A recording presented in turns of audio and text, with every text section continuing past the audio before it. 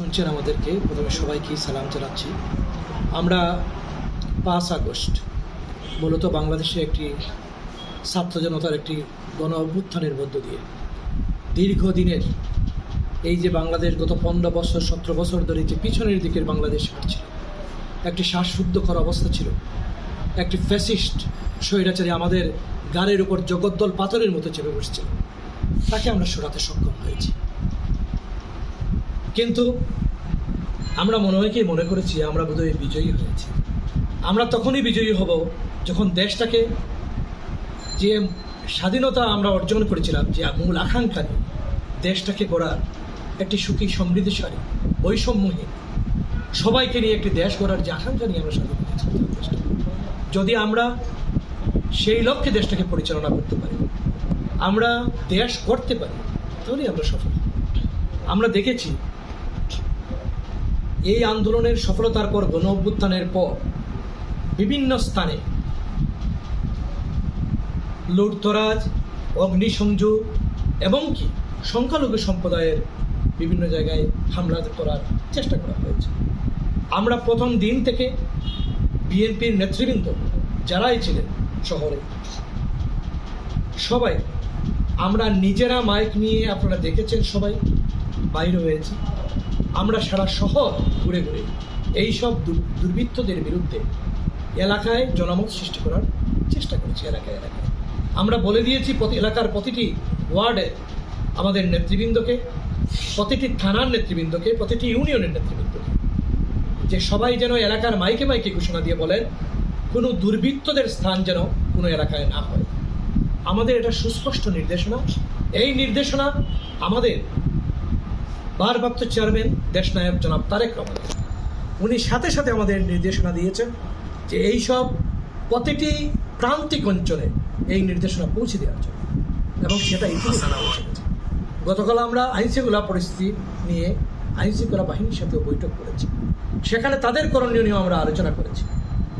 কারণ এখন তারা অনেকেই আমাদের সাহায্য চেয়েছেন যে পুলিশ কাজ করতে পারতেছে না, পুলিশ বেড়াকে সব কিছু রেখে চলে যাচ্ছে, এই অবস্থায় কী করা যায়।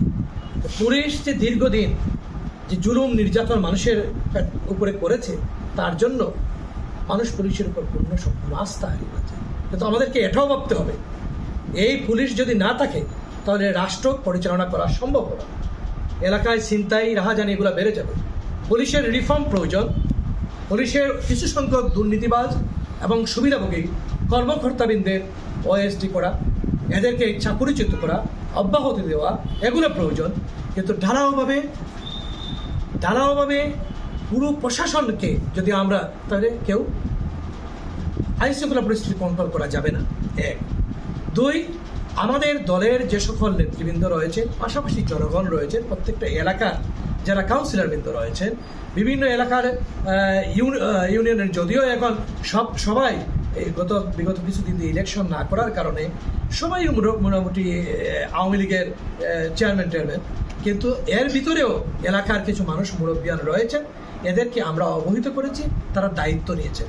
আমরা আশা করি আপনারা সবাই এগিয়ে আসেন যদি, তাহলে ইনশাআল্লাহ আগামী 1-2 দিনের ভিতরেই সম্পূর্ণ সিলেটে একটা শান্তিপূর্ণ অবস্থা বিরাজ করবে। ইতিমধ্যে অনেকটা শান্তি হবে। এবং যদি কোনো ধরনের কোনো ঘটনা ঘটে, আমি ব্যক্তিগতভাবে বলি, আমার সাথে আপনারা মহানগর বিএনপির সভাপতি হিসাবে আমি আপনাদেরকে এই দায়িত্ব নিব। আমার সাথে আপনারা যোগাযোগ রাখবেন, যোগাযোগ করবেন। যদি কোনো জায়গায় কোনো সমস্যা হয়, সাথে সাথে আমাদের টিম আমরা পাঠাবো। আরেকটা প্রশ্ন হচ্ছে, আপনি ইতিমধ্যে জানতে পেরেছেন যে সিলেট নগরী ট্রাফিকের দায়িত্ব পালন করছে বৈষম্য বিরোধী ছাত্ররা, এবং তারা খুব সুশৃঙ্খলভাবে কাজটি করছে, এবং তারা আপনার শহর পরিষ্কার কাজটাও তারা করছে। তাদের উদ্দেশ্যে কিছু আমাদের ছেলেরা যা কিছু আমরা বিগত 17 বছর ধরে আন্দোলন করে আসছিলাম, আমরা জনগণকে অনেকটা বুঝিয়েছি। আমরা দেখেন, এই আন্দোলন করতে গিয়ে আমাদের আজকে ফেসবুকে অনেক কিছু আসতেছে, অনেকেই আমাকে প্রশ্ন করেছেন ইলিয়াস ভাইকে, মানুষের যে কী আকাঙ্ক্ষা যে ইলিয়াস ভাইকে বাইরে হয়ে আসছে, ইলিয়াস ভাই পাওয়া গেছে। ইলিয়াস ভাইকে এখনো পাওয়া যায় নাই। আমরা বারবার চেষ্টা করতেছি ইলিয়াস ভাই কোথায় আছে তাকে ফিরিয়ে দেওয়ার জন্য।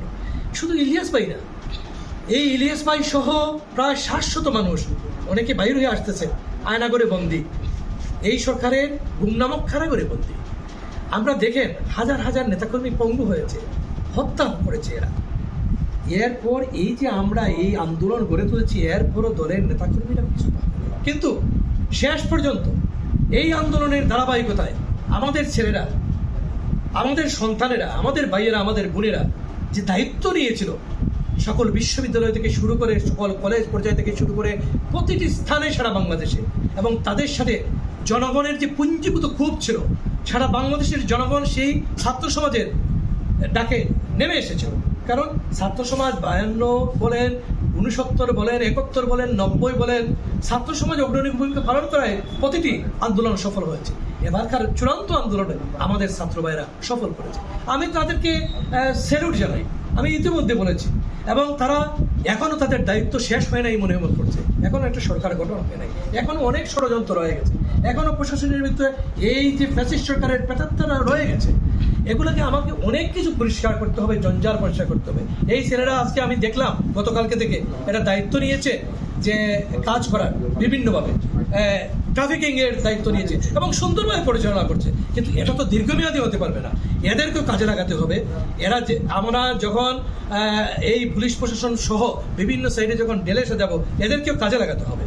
তবে আরেকটা বিষয় আমি বলি যে আমরা আজকে কিছু খবর পেলাম, এখনো জানি যে এখনো আওয়ামী লীগের কিছু প্রেতাত্মা, আওয়ামী লীগের কিছু দুষ্কৃতিকারীরা